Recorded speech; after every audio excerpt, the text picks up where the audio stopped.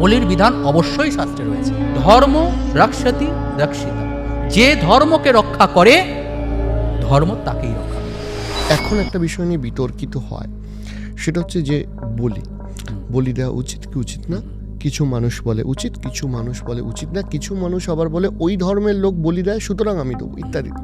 জানোই তো বলির অ্যাকচুয়ালি সিম্বলটা কি, কেন আমরা ভগবানের পুজোতে বলি দেব বা দিই? ঠিক, এটা ধরো বলি শব্দের অর্থ হলো উপহার। বলি শব্দের অর্থই হলো উপহার। আমরা কাউকে যদি কিছু উপহার দিই, বলি শব্দের সংস্কৃত অর্থই হলো উপহার দেওয়া। এখন সাধারণ এটা খুব ইম্পর্টেন্ট কথা যে সোশ্যাল মিডিয়াতে বলো বা বিভিন্ন জায়গায় বলো, এটা আসে যে মা কি পাঠা খেতে পারে, মা কি সন্তানের রক্ত চায়, ইত্যাদি ইত্যাদি। তো দেখো, মা তোমার কাছে খিচুড়ি লাবড়ার তরকারিও খেতে চায় না, ঠিক আছে? এটা চায় না, মা কখনো চায়নি খিচুড়ি লাবড়ার তরকারি চাটনি দিয়ে দাও। এটা কেন দাও? তার কারণ ওটা খেলে তোমার শরীরে প্রোটিন হবে। তুমি দেবীকে তুমি যেটা দাও সেটা তুমি যখন গ্রহণ করো তখন সেটা তোমার দেবতা। ঠিক, তুমি যেমন দিচ্ছ সেটাই তুমি যদি দেব যজ্ঞে খারাপ ঘি দাও, সেই ঘিটাই অগ্নিতে দাহ হবে, তুমি সেটাকে ইনহেল করবে, তোমার শরীর খারাপ হবে। ভালো ঘি দিলে তোমার শরীরে প্রোটিন পাবে, আর কিছু না। দেবতাকে তুমি যেটা দেবে সেটাই তুমি পাবে। এখন বলির একটা ইন্টারনাল তত্ত্ব রয়েছে, এটা অবশ্যই একটা ভায়োলেন্স, দেখতে খুব একটা ভয়ঙ্কর ব্যাপার যে মা কি সন্তানের বলি চায় ইত্যাদি ইত্যাদি। কিন্তু দক্ষিণাকালী স্তোত্রেই বলো বা বিভিন্ন জায়গায় বলো, স্পষ্ট বলা আছে বলিপ্রিয়া, দেবী বলি পছন্দ করে। ওই পাঠা শব্দের অর্থ আজকালকার দিনে যারা করে যে পাঠা শব্দের অর্থ হলো কাম ক্রোধ ইত্যাদি, ওটা রিপ্রেজেন্ট করে, অর্থ নয়। তুমি যদি সংস্কৃত অভিধান খোলো, আজকের নিউ অভিধান নয়, অন্তত 200-100 বছর পুরনো অভিধান যদি তুমি দেখো, ঠিক আছে, যেমন শব্দকল্প দ্রুম অভিধান যদি তুমি দেখো, সেখানে পাঠা শব্দে বা ছাক শব্দের অর্থ ছাগল বা পাঠাই। ছাক শব্দের অর্থ কামনা বাসনা নয়। বলি, পাঠা বলি বলো বা ইত্যাদি যাই বলো না কেন, বলির বিধান অবশ্যই শাস্ত্রে রয়েছে। এটা অবশ্যই আমাদের কামনা বাসনাকেই রিপ্রেজেন্ট করে। যেমন আমাদের দেবতা পূজায় যখন প্রদীপ জ্বালাই, এই প্রদীপটা আমাদের শরীরের তেজকে রিপ্রেজেন্ট করে। তাহলে তুমি যদি নিজের শরীরের তেজকে দেবতাকে নিবেদন করতে পারো, তাহলে তোমার প্রদীপ জ্বালানোর দরকার নেই। তুমি যদি দেবতাকে নিজের হৃদয় পদ্মটা দিতে পারো, তাকে দেবতাকে আসন দেওয়ারই প্রয়োজন নেই। তুমি যদি দেবতার সেই শক্তিকে ধারণ করতে পারো, তোমার ওই বিগ্রহটারই প্রয়োজন নেই। তাহলে তুমি কি নিজের কামনা বাসনাকে দেবীকে দিতে পারছো? যদি তুমি সেই জায়গায় নিয়ে যেতে পারো, তোমার বলি দেওয়ার তোমার জন্য নয়, তুমি বলি দেবে না, তোমার প্রয়োজন নেই। কারণ তুমি নিজের সেই কামনা বাসনাকে দেবীকে উপহার হিসেবে দিয়ে দিয়েছো, তোমার এক্সপেকটেশন কিছু নেই, সেই মানে কর্মণ্যেবাধিকারস্থে তত্ত্বটাকে, নিষ্কাম কর্মযোগকে তুমি ধারণ করে ফেলেছো। কিন্তু যদি তুমি না পারো, তাহলে তোমার জন্য কিন্তু ওই পাঠা বলিটা গ্রহণীয়। এখন কেন? প্রশ্ন হলো কেন আমি পাঠা, একটা নিরীহ পশু যে তার পূজা নিয়ে বিন্দুমাত্র মাথা ব্যথা নেই, যদি শাক পাতা খেয়ে বেঁচেছিল, তাকে হয়তো আমি, তার কোনো মাথা ব্যথা নেই, তাহলে আমি তাকে হয়তো কাটবো কেন? কারণ মানুষ স্বাভাবিকভাবেই মাংস খেতে ভালোবাসে, মাংস খেতে সে ভালোবাসে। এখন একটা দোকান থেকে, ধরো আজকালকার দিনে দাঁড়িয়ে আমি দোকান থেকে পাঠা কিনে আনছি, মাংস কিনে আনছি। এবার এই যে পাঠাটি যখন আমি কিনছি দোকান থেকে, তখন সে কতগুলি পাঠার জীবন যাচ্ছে বা ছাগলের জীবন যাচ্ছে। কিন্তু ধরা যাক তোমায় বলে দেওয়া হলো, দেখো তুমি পাঠাটা দোকান থেকে কিনে খেতে পারবে না, তোমার বাড়িতে যখন পুজো হবে তুমি পাঠাকে বলি দেবে এবং সেই পাঠার মাংসটা তুমি খাবে, এছাড়া তুমি পাঠার মাংস খাবে না। তাহলে তুমি বলো তো কতগুলি পাঠার প্রাণ বেঁচে গেল? কারণ তুমি তো একটা গোটা পাঠা সবসময় কিনে আনতে পারবে না। আর যদিও বা কিনে আনো, একদিন কিনে আনলে, পুজো করলে, বলি দিলে, তুমি একা অতগুলো মাংস খেতে পারবে? তুমি তো বিতরণ করবে, নাহলে তো নষ্ট হয়ে যাবে। তাহলে একটা দোকান থেকে পাঠা কিনে আনা আর হলো পুজোয় পাঠা বলি দিয়ে পাঠা খাওয়া, দুটোর মধ্যে কোনটাই বেশি প্রাণীর জীবন বাঁচল? মানুষের স্বাভাবিক প্রবৃত্তি হিসাবে সে মাংস খাবে, এটা স্বাভাবিক, ঠিক আছে?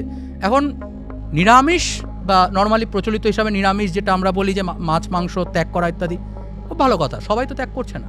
তাহলে কিছু মানুষ তো দোকান থেকে পাঠা কিনে আনবে, তাহলে কোনটা বেঁচে গেল? বেশি পাঠার প্রাণ বাঁচলো যদি তোমায় বলি দিয়ে করা বলা হয়। এছাড়াও আরেকটা আসছে সোজা কথা, সেটা হলো এই পাঠা বলিটা হলো, সোজা কথা হলো আর্মি ট্রেনিং। আচ্ছা, কীরকম আর্মি ট্রেনিং? সমাজে বিভিন্ন রকম মানুষ রয়েছে যারা ভায়োলেন্স পছন্দ করে না, আবার ভায়োলেন্স পছন্দ করে।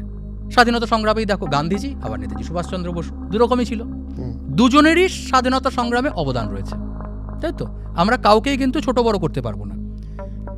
ভায়োলেন্স এবং নন ভায়োলেন্স দুটোরই এই সমাজে প্রত্যক্ষ এবং পরোক্ষভাবে প্রভাব রয়েছে। আজকে যদি সবাই নন ভায়োলেন্স হয়ে যায়, তাহলে যখন এই দেশে বা এই সমাজে কোনো অধর্মের প্রকাশ বৃদ্ধি পাবে বা বৈদেশিক শত্রুর আক্রমণ হবে, তখন তাদেরকে ঠেকাবে কে? যারা কোনোদিন খাড়া ধরেনি, যারা কোনোদিন অস্ত্র ধারণ করেনি, তারা কিভাবে তার বিরুদ্ধে লড়াই করবে? তাই কিছু মানুষের প্রয়োজন যারা অন্তত দেবীর শুধু পূজা করে না, দেবীর সেই খাড়াটিকেও ধরে। দেবীর সেই যে খাড়াটি, সেই খাড়াটিকে ধরার শক্তিটাও নিজের মধ্যে রাখে। যখন সেই পাঁঠাটাকে কাটা হচ্ছে, তার সেই রক্তটা যখন কেউ বারবার দেখে, তখন তার নিজের মধ্যে থাকা শক্তি বারবার জাগরিত হয়। একটি গিনিপিকের ওপর অ্যাপ্লাই বারবার করার ফলে প্রচুর গিনিপিকের মৃত্যুর ফলে একটা কোভিডের ভালো ভ্যাকসিন আসে এবং সেটা সমগ্র সংসারের জীবন রক্ষা করে। তাহলে সেই গিনিপিকগুলো কি দোষ করেছিল? তোমার সাধারণ মানুষের কোভিড হয়েছে, তাতে গিনিপিকের কি আসে যায়? তাহলে সেই পাঁঠাগুলোর তেমন কিছু আসে যায় না। মা সেই পাঁঠার রক্ত চায় না, কিন্তু সমাজ চায়। সমাজকে রক্ষা করবার জন্য রক্তের প্রয়োজন আছে। যদি ওই পাঁঠাটিকে কিছু মানুষ অন্তত কেটে ওই খাড়াটিকে ধারণ করার শক্তি না রাখে, তাহলে ডিফেন্সটা সে করতে পারবে না। ধর্ম রক্ষতি রক্ষিতা, যে ধর্মকে রক্ষা করে, ধর্ম তাকেই রক্ষা করে। ধর্মকে রক্ষা করবার জন্য কিন্তু ক্ষত্রিয়ের প্রয়োজন রয়েছে। আচ্ছা, ব্রাহ্মণ বিদ্যাকে ধারণ করবেন, খুব ভালো কথা। ব্রাহ্মণ ভায়োলেন্স পছন্দ করছে না, খুব ভালো কথা। ক্ষত্রিয়র ভায়োলেন্স করতে হবে, ক্ষত্রিয়কে মৃগয়া করতে হবে, মাঝে মধ্যে জঙ্গলে গিয়ে হরিণ শিকার করতে হবে। নাহলে যখন সত্যি বৈদেশিক শত্রুর আক্রমণ হবে, তখন সে তো বাড়িতে খেয়ে দিয়ে মোটা হয়ে গেছে, পেট মোটা হয়ে গেছে, সে কিভাবে যুদ্ধ করবে? অধুনা আর্মি। একদম তাই। সবসময় সে শত্রু কোথায় পাবে? মাঝে মধ্যে গিয়ে নিরীহ হরিণগুলোকে মেরে আনতে হবে, আর কিছু করার নেই। তখনকার দিনে আজকের দিনে দাঁড়িয়ে তুমি হরিণ শিকার করতে পারবে না। আজকে অন্য টেকনোলজি আছে, কিন্তু আলটিমেটলি তো তোমার আজকের ডেটেও যে আর্মি আছে, তাকেও তো গুলি চালিয়ে প্র্যাকটিস তো করতে হবে। আজকে ধরো সাধারণ মানুষের বাড়িতে যদি ডাকাত পড়ে, সে খাটের তলায় গিয়ে লুকিয়ে থাকবে। আর যে ব্যক্তি রোজ দিন পাঠা কাটে, সে আগে খাড়াটা তুলে এনে বলবে, আগে তোর গলাটা তো কাটি, তারপরে দেখা যাবে কি হবে। অর্থাৎ বলির মারফত এরকম কিছু সমাজে মানুষ তৈরি করার উদ্দেশ্য ছিল, যারা বাইরে থেকে কোনো আক্রমণ হলে ঠেকাতে পারবে। তারা হলো সোজা কথায় ওয়ান ম্যান আর্মি, আর কিছু না। তারা যখন বারবার পাঠা কাটে, দেখবে পাঠা কিন্তু সবাই কাটতে পারে না, বলির কিন্তু আলাদা লোক থাকে, ওরা বলি স্পেশাল। এবং কাটতে যখন হবে, ওই এক ছেদে কাটতে হবে, গলার মধ্যে, মানে ওখানে আটকে না যায়, ইত্যাদি ইত্যাদি, একদম শার্পলি ওটা কেটে যাবে। এর মানে কি, যখন শত্রু আসবে তখন এক কোপে তার ধর থেকে মাথাটা ওড়াতে হবে, সেকেন্ড চান্স দেওয়া যাবে না। ওই এক কোপে 3-4টে মুন্ড ওড়াতে পারলে আরো ভালো। তো এইগুলো হলো নিজেকে প্রস্তুত করা। বললাম না, পূজা শব্দের অর্থই হলো নিজেকে বারবার জাগরণ করা। শক্তি পূজা মানে কি? নিজেকে বারবার জাগরিত করা। দেবী পূজায়, দুর্গা পূজায় বা কালী পূজায় আমরা সেই ভয়ঙ্কর কালীর সেই ভয়ঙ্কর শক্তিকে ধারণ করব। কিভাবে করব? তাকে ধারণ করতে গেলে তো নিজেকে শক্তিশালী হতে হবে। শক্তিশালী কিভাবে হব? এইভাবে হব। এবার এই যে ধরো বলি, আরো উদাহরণ আছে, এগুলোর প্রচুর রয়েছে। যেমন ধরো সমাজের যারা গরিব মানুষ, যাদের মাংস টাংস কিনে খাওয়ার ক্ষমতা নেই, তারা কিভাবে মাংস খাবে? যখন কোনো একজন বলি দিল, এই যে পুজোর সময় দেখো প্রসাদ বিতরণ করা হয় না, তো বলির মাংস কিন্তু কোনো জায়গায় যদি বলি হয়, সাধারণত ক্ষেত্রে সেখানে যদি বলির মাংস পরের দিন রান্না করে কোনো গরিব মানুষকে কিন্তু সেটা দেওয়া হয়। বা এই যেহেতু পূজার সময় বলছে প্রচুর ফল ইত্যাদি ইত্যাদি, কি করবে ফলগুলো নিয়ে? অত নষ্ট হয়ে যাবে রেখে দিলে। প্রচুর মানুষকে সেগুলো বিতরণ করা হলো, খিচুড়ি দেওয়া হলো, এই যেগুলো দেওয়া হচ্ছে, মাংসটাও তো দেওয়া হবে। ধর্ম পালনের মাধ্যমে সমাজসেবা। একদম, ধর্ম সর্বদাই সবার জন্য, কোনো একজন কখনো তার দ্বারা সাকসেসফুল হয় না, একজনের দ্বারা সেই ধর্মও চলে না, এবং ধর্ম কখনো একজনকে লাভবানও করে না। একটা মন্দির যখন চলে, বা এই যে ধর আজকের দিনে দুর্গা পুজো, তুমি উদাহরণ হিসেবে যদি ধরো, এই যে বলে না যে একটা উদাহরণ, মানে সে ব্রাহ্মণরা সব খেয়ে গেল ইত্যাদি ইত্যাদি, একটা নর্মালি যেমন চলে, আজকের দিনে দুর্গা পুজো দাঁড়িয়ে একটা নর্মালি পূজাতে একজন ব্রাহ্মণের দক্ষিণা কত হয়? 5,000 টাকা থেকে খুব বেশি 10,000 টাকা। যদি খুব ভালো ব্রাহ্মণ হলে সে ধরো 20,000 টাকা দক্ষিণা পেল। কিন্তু যে ব্যক্তি ফুল বিক্রি করে সে কত টাকা ইনকাম করে? যে ব্যক্তি প্যান্ডেল করেছে সে কত টাকা ইনকাম করে? যারা ভলেন্টিয়ার করছে তারা কত টাকা ইনকাম করে? যারা ইনভেস্টার তারা ওখানে ইনভেস্ট করে কত টাকা লাভ করছে? এবং ওই যে লাইট সেট আপ যারা করলো তারা কত টাকা ইনকাম করছে? অনেক অনেক বেশি। একটা মন্দির বা একটা ধর্মসভা, একটা সমগ্র কিছু সবাইকে নিয়ে, ওখানে যেমন ব্রাহ্মণ লাভবান হয়, তেমন ক্ষত্রিয় লাভবান হয়, যারা বৈশ্য লাভবান হয়। যারা বিজনেস করছে তারা দুর্গাপূজা কত টাকা লাভ করে? তাহলে বিজনেস যারা বৈশ্য, যারা ওই ফুচকার দোকান দিয়েছে, ঘুগনি স্টল দিয়েছে, কি আইসক্রিম বিক্রি করেছে, তাদের লাভ হচ্ছে, বৈশ্যের লাভ হচ্ছে। কিংবা ধরো মাল্টিমিলিয়নার যারা ওখানে ইনভেস্ট করছে, বড় বড় কোম্পানি যারা হোর্ডিং টাঙাচ্ছে, তারা কি এমনি এমনি টাঙাচ্ছে? সেখান থেকে তারা লাভ করছে, অ্যাডভার্টাইজমেন্ট হচ্ছে, তাহলে বৈশ্য ওখান থেকে লাভ করছে।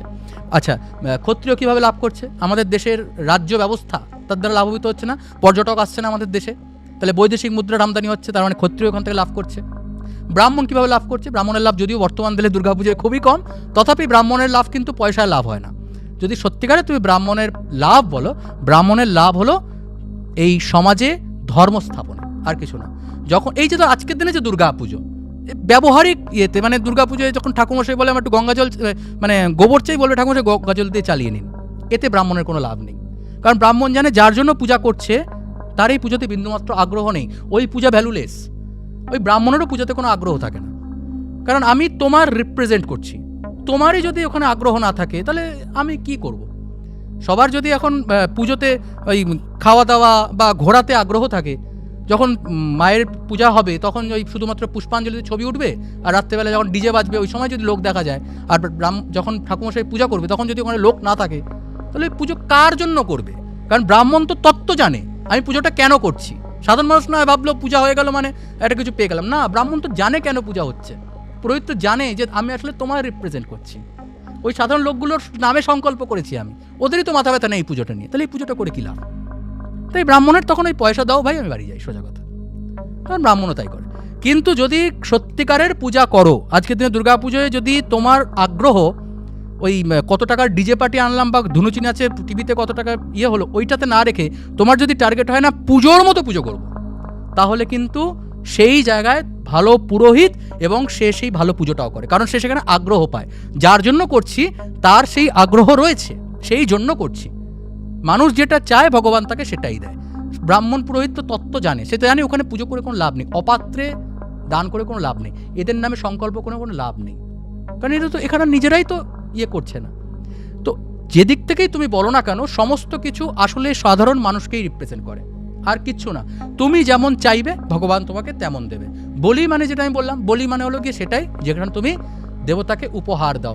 যখন তুমি বলি করছো, সাধারণ মানুষ যদি এখন আজকের দিনে দাঁড়িয়ে যদি সাধারণ মানুষ এই তত্ত্বকে ভুলে যায় যে আসলে বলি কি, তাহলে বলি বন্ধ হয়ে যাবে। সমাজের মধ্যে সেই হিংস্রতা রূপ মানুষকে তুমি দেখতে পাবে না। যখন বৈদেশিক শত্রুর আক্রমণ হবে তখন তুমি তার বিরুদ্ধাচরণও দেখতে পাবে না। সংস্কৃত ভাষাকে পশ্চিমবাংলায় সংস্কৃত ভাষা লোক ভুলে গেছে, তাই জন্য আজকে দেখো সমাজের মধ্যে অহেতুক ডিপ্রেশন থেকে শুরু, তুমি যেগুলো বললে ডিপ্রেশন থেকে শুরু করে, মানে একটা পুত্রাং দেহি নিয়ে একটা চল উঠে গেল, লোকে বললো হ্যাঁ পুত্রাং দেহি না, তার জায়গায় সন্তানাম দেহি বলা উচিত। এই এটাতেও আসতাম। এই ব্যাপারটা যদি একটু বলো যে পুত্রাম দেহি আর সন্তানাম দেহি। পুত্রান দেহি মানে পুত্র পুত্রিশ্চ পুত্রান, পুত্র এবং পুত্রী উভয়কেই রিপ্রেজেন্ট করে পুত্রান। আমি যদি উভলিঙ্গবাচক শব্দ, এখানে পুত্র হলো পুত নামক নরক থেকে যিনি উদ্ধার করেন তিনি পুত্র এবং তিনি পুত্রী। পুত্র পুত্রী শব্দটা এখানে রিপ্রেজেন্ট করে যে পুত নামক নরক থেকে যে আমাকে উদ্ধার করবে সেই হলো পুত্র বা পুত্রী। দেখো ওখানে কিন্তু শুধুমাত্র পুত্র, কিন্তু পুত্রী শব্দটা নেই এরম না, পুত্রী নামে একটি শব্দ মানে এক্সিস্ট করে। তার মানে যে ক্ষমতাটা পুত্রের রয়েছে সে ক্ষমতাটা পুত্রীরও রয়েছে, তাই জন্যই শব্দটা হচ্ছে। তাহলে আমি যখন বলছি পুত্রান দেহি, এটা ক্লাস 7-8 সংস্কৃত জ্ঞান লাগে এটুকু বুঝতে। মানে সমগ্র সোশ্যাল মিডিয়া তোলপাড় হয়ে গেল এই নিয়ে। তুমি ভাবো সংস্কৃত ভাষা না জানার ফলে কি অবস্থা। সমগ্র সোশ্যাল মিডিয়া তোলপাড় লাগে না, পুত্রানের জায়গায় সন্তানাম বলতে হবে। এদের এইটুকু সাধারণ জ্ঞান নেই যে পুত্রান শব্দে 3টি লেটার রয়েছে, সন্তানান শব্দে 4টি লেটার রয়েছে। এর দ্বারা ছন্দ নষ্ট হয়ে যাবে, ছন্দ না থাকলে মন্ত্র হবে না। সমগ্র গীতা অনুষ্টুপ ছন্দে রচিত। অনুষ্টুপ ছন্দ মানে হলো প্রতিটি লাইনে 16টি করে লেটার থাকবে, আর তোমাকে একদমে 8টি করে লেটার পড়তে হবে। বুঝতে পেরেছ? যেমন তুমি যদা যদা হি ধর্মস্য গ্লানির্ভবতি ভারত অভ্যুত্থানমধর্মস্য তদাত্মানম সৃজাম্যহম। এই প্রতিটা তুমি যদি ভাবো, যখন যদা যদা হি ধর্মস্য, দেখো 8টি লেটার। পুরো গীতার মধ্যে ম্যাক্সিমাম, গীতা বলো চণ্ডী বলো যে কোনো মন্ত্র তুলে নাও, ম্যাক্সিমামই এই অনুষ্টুপ ছন্দে রচিত। রূপম দেহি জয়ম দেহি যশো দেহি দিশো জহি, তেমনই এই পুত্রাম দেহি ধনম দেহি, এইভাবেই দেখো ওই অনুষ্টুপ ছন্দ। তুমি সন্তানাম করে দিলেই ওটা 8-এর জায়গায় 9 হয়ে যাবে, ওটার মন্ত্রই থাকবে না। আর সব থেকে বড় কথা হলো ঋষি রচিত মন্ত্রকে তুমি যে কোনোভাবে চেঞ্জ করতে পারো না, তার কপিরাইট তোমার নেই। অবশ্যই কপিরাইটই তোমার নেই। মার্কণ্ডেয় পুরাণে যদি একটি মন্ত্রকে তুমি ভাবলে আমি নিজের মতো মডিফাই করে দিলাম, না, তুমি যদিও পারবে না। যদি সেটার মিনিংটা ঠিক বুঝে করো, যদি করো, কিন্তু প্রয়োজন নেই এখানে তো হ্যাঁ প্রমাণিত যে মিনিংটাও ভুল করা হয়েছে মিনিংটাই তো ভুল, বিজ্ঞাপনের জন্য। বিজ্ঞাপনের জন্য, আর কিছু না। পুত্রাণ শব্দের অর্থ হলো পুত্র, মানে 7-8 বলা আছে, যদি আমি একটি পুত্র চাই তাহলে আমি যেমন নর নরৌ নরা, তাই নর মানে একটি মানুষ, নরৌ মানে দুটি মানুষ, নরা মানে বহু বচন। তা আমি যদি একটি পুত্র চাই আমি কি বলবো? পুত্র দেহি। যদি দুটো পুত্র চাই তাহলে আমি কি বলবো? পুত্রও দেহি। আমি যদি অধিক সব মানে খালি খালি পুত্রই চাই আমি বলবো কি? পুত্রা দেহি। আমি অহেতুক পুত্রান দেহি কেন বলতে যাবো?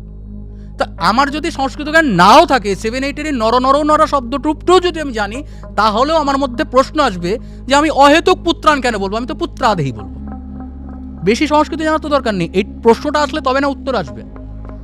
প্রশ্ন করতে হবে, প্রশ্ন ব্যতীত কিচ্ছু হয় না। গীতাতে দেখো, অর্জুন ভগবান শ্রীকৃষ্ণকে প্রশ্ন করছে, তন্ত্রে চলে যাও শিবকে পার্বতী প্রশ্ন করছে। প্রশ্ন ব্যতীত কিচ্ছু হয় না, সাধারণ মানুষ প্রশ্ন করতে ভুলে গেছে।